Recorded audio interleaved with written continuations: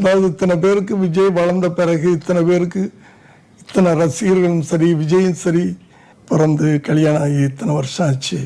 குடும்ப தலைவன் அப்படின்னு சொல்றதே அவன் ஒரு ஆலமரம் மாதிரி. தளபதி விஜய் அவர்களோட மனைவியான சங்கீதா விஜய் வந்து தனக்கும் விஜய்க்கும் விவாகரத்து வேணும் அப்படின்னு சொல்லி அவரு திருமணத்தை தாண்டிய உறவுல இருக்காரு, அதனால எனக்கு விவாகரத்து கொடுங்க அப்படின்னு சொல்லி செங்கல்பட்டு குடும்ப நல நீதிமன்றத்துல மனு தாக்கல் பண்ணிருக்க நிலையில இப்போ விஜயோட அப்பாவான SA சந்திரசேகர் அவர்கள் விஜய்க்கும் சங்கீதாவுக்கும் என்ன ப்ராப்ளம், அவங்க ரெண்டு பேரும் எப்படி இருக்காங்க உள்ளிட்ட பல விஷயங்களை வெளிப்படையா பேசியிருக்காங்க. அவர் பேசியிருக்க விஷயங்கள் தான் இப்போ சோசியல் மீடியால வைரல் ஆயிட்டு இருக்கு. அதாவது விஜய் சங்கீதா இவங்க ரெண்டு பேருமே கிட்டத்தட்ட 2021 இருந்து பிரிஞ்சுதான் வாழ்ந்துட்டு இருக்காங்க.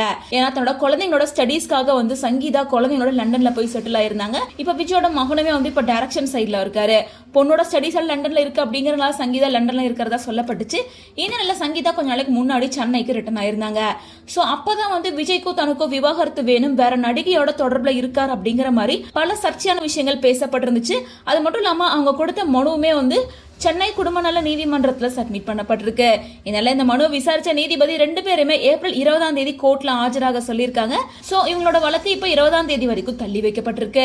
இப்படிப்பட்ட சூழ்நிலையில விஜய்க்கும் சங்கீதாவுக்கும் என்ன ப்ராப்ளம், அவங்க ரெண்டு பேருக்குள்ள என்ன மாதிரியான உறவு இருக்கு அப்படின்னு சொல்லிட்டு SAC அவர்கள் வெளிப்படையா சில விஷயங்களை பேசியிருக்காரு. சங்கீதா விஜயும் இப்போ தனித்தனியா தான் இருக்காங்க. சங்கீதா லண்டன்ல தன்னோட மகளோட இருக்காங்க, விஜய் வந்து இங்கதான் இருக்காரு. அவங்க ரெண்டு பேருக்குள்ள ஏதோ மனக்கசப்பு இருக்கு, ரெண்டு பேரும் சரியா பேசிக்கிறது இல்ல. இருந்தாலும் எந்த ஒரு காரணத்துக்காகவும் என் மகனை நான் விட்டு கொடுக்க மாட்டேன்.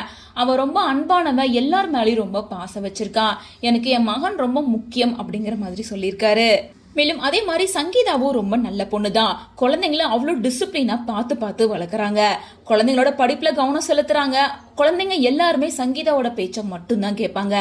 அந்த அளவுக்கு குழந்தைங்கள சூப்பரா வளர்த்துறாங்க. சங்கீதா வந்து எனக்கு மருமகள் மட்டும் கிடையாது, எங்க வீட்டோட மகளாவும் இருக்காங்க.